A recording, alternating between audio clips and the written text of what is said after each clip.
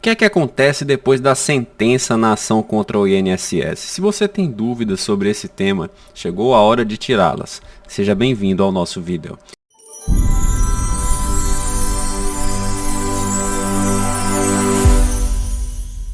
Gente, antes de qualquer coisa, meu nome é Adelmo Dias Ribeiro, sou advogado e gostaria de repetir nesse momento o mantra do nosso canal. Se você é novo aqui, eu peço que você se inscreva no canal, eu peço que você deixe o like no vídeo e peço também que você faça um comentário, tá? É claro que deixar o like e fazer o comentário, todos vocês podem fazer, então eu peço isso de coração.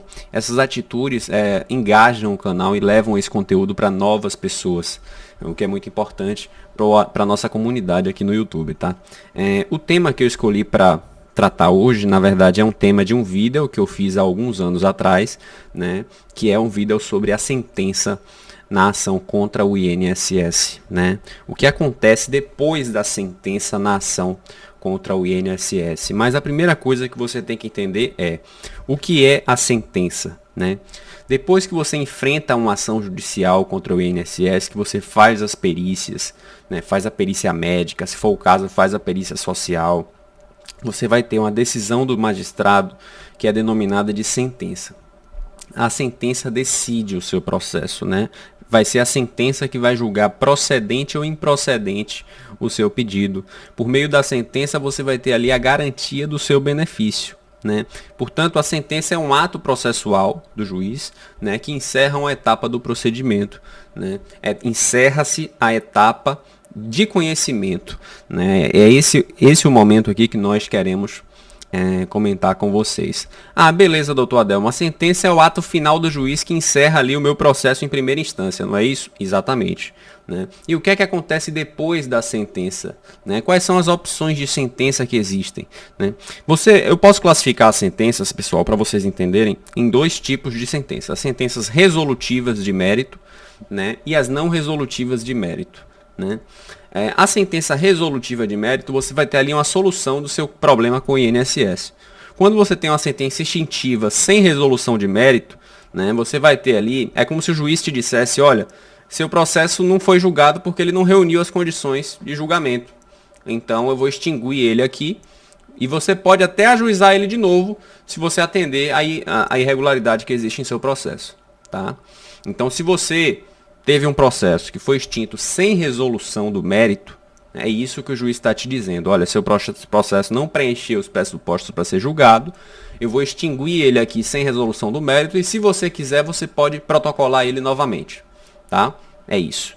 Então, primeira questão solucionada no vídeo. Se você tem um processo que foi julgado extinto sem resolução do mérito, você vai poder reprotocolar ele se você atender as deficiências que o juiz constatou nesse processo, tá? Mas beleza, passamos desses processos que foram julgados extintos sem resolução do mérito e entramos no tema dos processos que foram julgados extintos com resolução do mérito.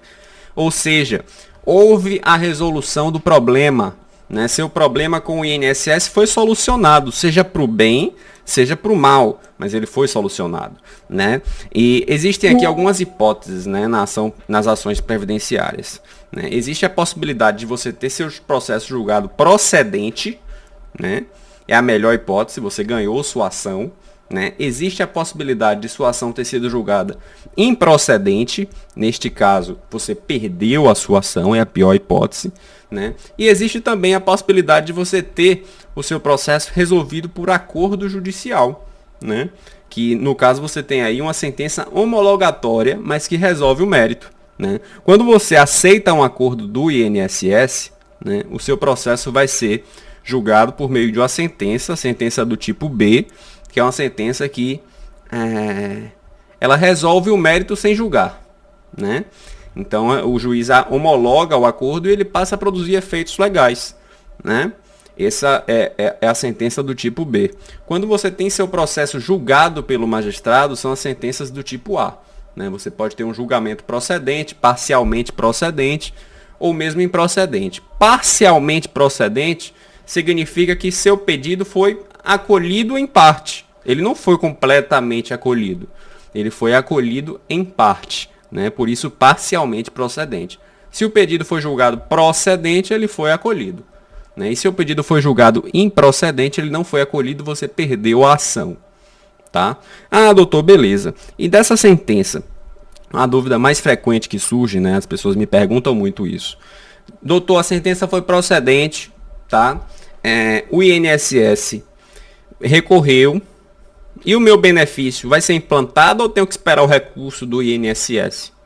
Pergunta muito comum.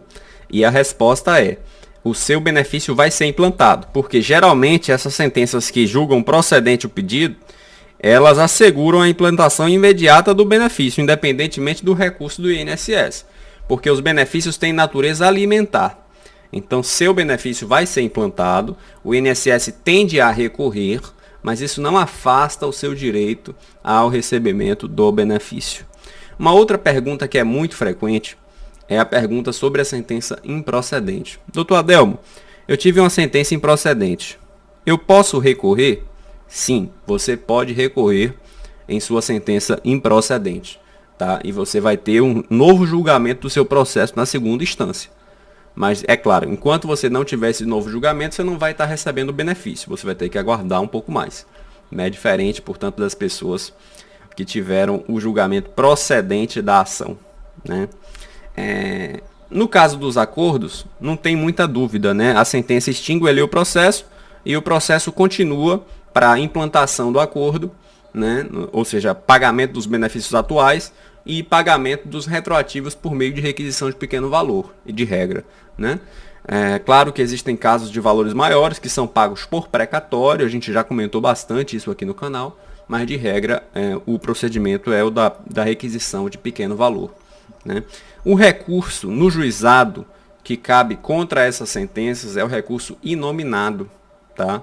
É um recurso que você vai apresentar contra as sentenças proferidas pelo juizado especial.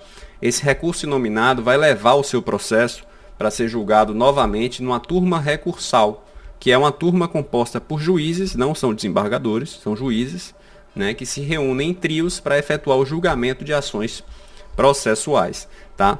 Então, assim, a sentença encerra o processo em primeira instância, mas ela não impede o INSS de apresentar recurso, porém esses recursos não suspendem a obrigação do INSS de efetuar o pagamento do seu benefício, né?